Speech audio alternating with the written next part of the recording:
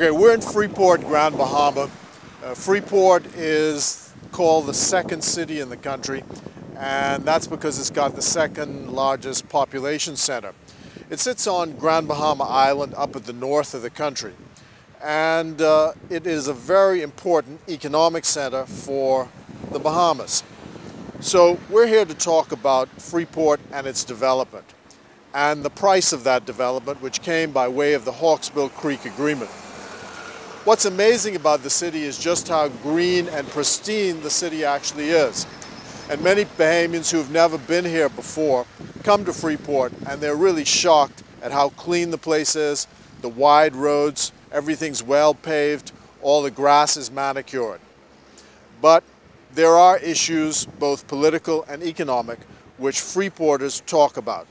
Sometimes the place is called F&M country.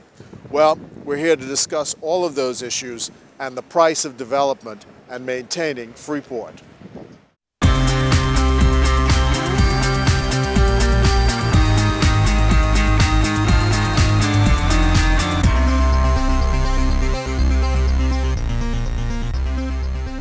What you're looking at now is the Oasis properties. I should say properties in the plural because there are two. There's the old King's Inn, which is this hotel we're looking at now, and then there's the tower. And this used to be the center of economic activity here in Grand Bahama for the tourism sector. Funny place to put a hotel though, because people come to the Bahamas looking for a beach, and they built this hotel in the middle of the island. The hurricanes came along, wrecked the building, and the developers took the insurance money and didn't put it back into the property. So now it's been sold, and we've been saying that the government needs to take extraordinary measures to get these properties back up and open. People keep saying that the hotel doesn't have a future, but you know, tourism being the centerpiece of our economy, it seems to me that the government should take an extraordinary step and provide the funding to get these buildings up and running so that the engine of Freeport's economy can start turning over again. There were 1,200 jobs in these two hotels, and it's really a sad state to see how all the activity that used to be here has just come to a total stop, and you have this abandoned property in the middle of Freeport. And you've got to put that down to the account of Hubert Ingram, who just doesn't seem to care about the development of Freeport, even after promising people that Freeport would turn around if he became Prime Minister again.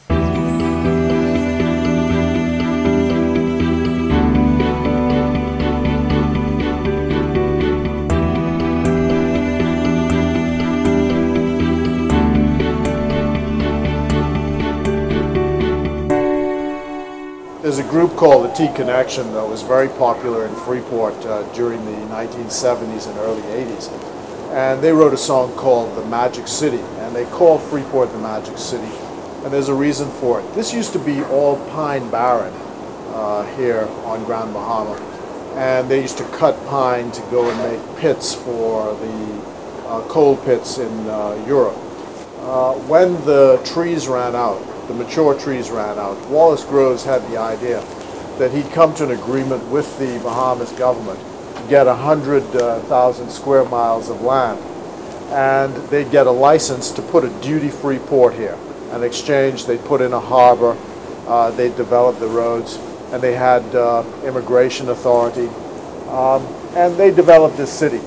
And you can see here it's been good for the Bahamas because you have what, 1/3 of the population of the country lives here in Grand Bahama, and so very successful economically. Now what happens is they started out thinking that this could be an industrial city, and so the early signs of that are of course the Bahamas Oil Refining Company, but that was slow getting off the ground. So in order to get things going, they actually brought tourism in. And so the city is a mix of tourism and of industry. Today there's a container port, today there's still Borco, and then there's the hotel sector. But the city suffers from great cycles of up and down. And right now it's in a down phase. And what is required is extraordinary public policy to pay attention to the city, to make sure that the employment levels remain up. Because if employment levels fall significantly in Grand Bahama, it's going to put great pressure on New Providence. And you know, of course, New Providence already has many, many social pressures. So we have to put a lot of pressure on the government to do something to help Freeport and its economy and its people and Grand Bahama Island generally.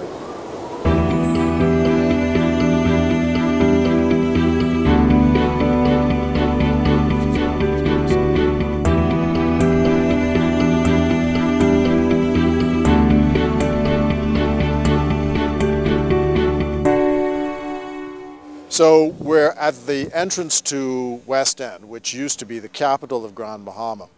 And this has been settled since the early 20th century.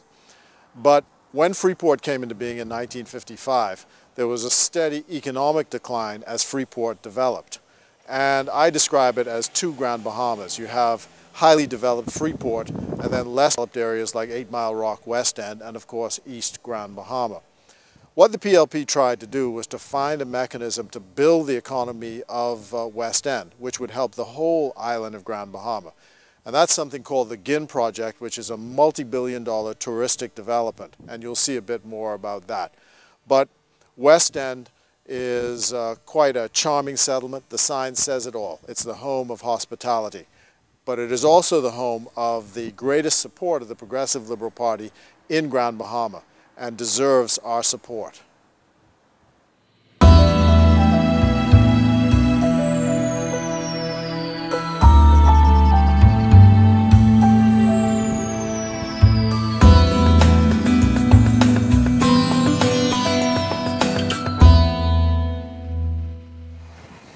Okay, we're here in West Grand Bahama at something called the GIN project.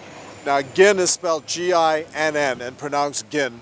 It's a massive multi-billion-dollar development that was signed by the Progressive Liberal Party with the developers just before we lost office.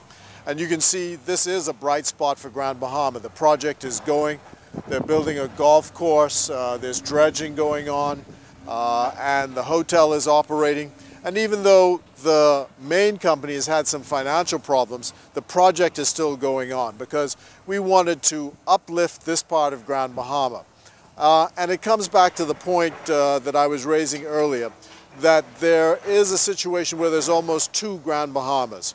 There's the Grand Bahama, which existed before the Hawksbill Creek Agreement in 1955 and has had a slower pace of development than Freeport, and then there is Freeport itself. So the PLP made this contribution to trying to uplift that other part of Grand Bahama.